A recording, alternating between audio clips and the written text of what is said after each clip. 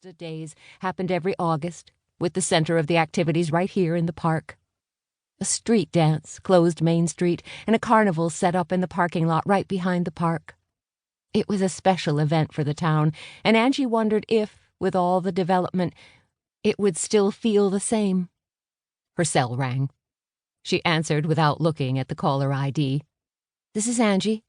"Why are you sitting out in the cold? You're going to get sick," a deep, smoky female voice asked. "Who is this?" Angie glanced around her, wondering who was watching her mope. "Barb Travis. Come over to the Red Eye.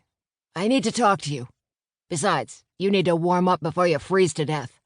"I'm not cold," Angie protested, but she realized the line had gone dead. Barb Travis, owner-manager of the country dive bar a few doors down from the restaurant, was a woman of few words.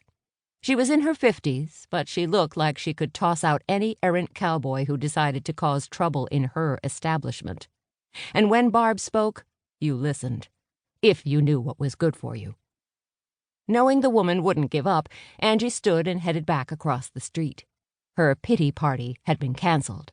She needed to let the attorney she'd hired worry about the fate of her home. But, like Barb, Angie wasn't good at handing problems over to others. She knew she needed to find a way out of this mess that didn't turn her home into a parking lot for the plant. Or worse, leave her as the sole house hemmed in by industrial development. She pushed open the heavy wooden doors and stepped into the darkness of the bar.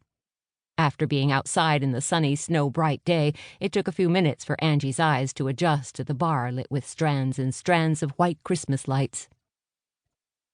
The tree that had been at the back of the bandstand was gone, but Barb had kept the additional lights up all around the room.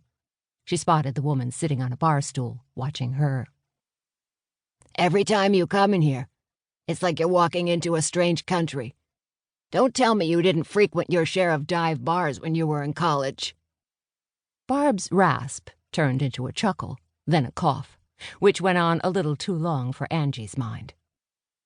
"I'm just not used to the dark anymore, especially today after being outside. The sun sparkles on all that snow now that it's had time to ice over." Angie moved toward the bar, taking off her gloves and hat and stuffing them into her coat pocket. She didn't look at Barb when she sat down next to her, just asked the one question Angie didn't think she'd answer. At least not truthfully. "How are you?" "I'm fine. You worry too much." Barb stuffed the tissue she'd used to wipe her mouth into a pocket. "Anyway, I need a favor." "Anything." Angie smiled and shrugged out of the parka. The bar's heat was on high, and the large room was warming up fast. "You'll take that back when you hear what I'm asking." Barb pulled out a picture and pushed it across the bar toward Angie. She glanced down at it. The picture showed a woman with a small girl by her side.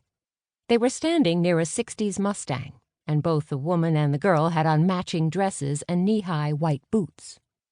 The round, wire-rimmed glasses framed the woman's face, and she had dark hair, long and wavy. She stared at the picture, then glanced at Barb. "Is this you?" "Guilty as charged. I was taken Easter 1987. My daughter, Sunny, was 2. Angie glanced up sharply. "I didn't know you had kids." "Just the one. Sunny.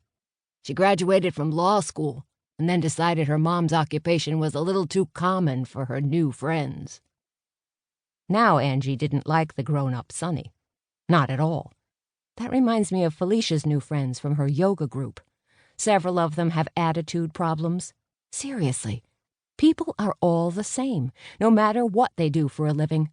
"You don't have to tell me that. You'd be surprised at who comes into this place for a little drink now and then." Barb took back the picture. "She was a good girl. My sister raised her from the time she started school. I was wild back then, and Sunny was unplanned. Karen couldn't have kids. It just made sense, at least on paper. In Sunny's eyes, I became more like an aunt than her mother. Karen's husband was a big-shot lawyer in Boise and handled the adoption quietly. I should never have signed those papers. It was easier that way. I'm not sure she even remembered our time together. Don't